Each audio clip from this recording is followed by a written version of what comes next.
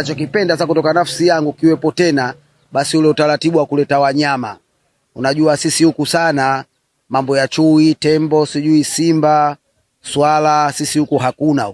Sasa tukiona viburudisho kama vile, kwa ukweli mimi hilo jambo nilifurahia nalo sana, na naomba yawepo hasa mambo ya wanyama wale tupate kwenda kuangalia.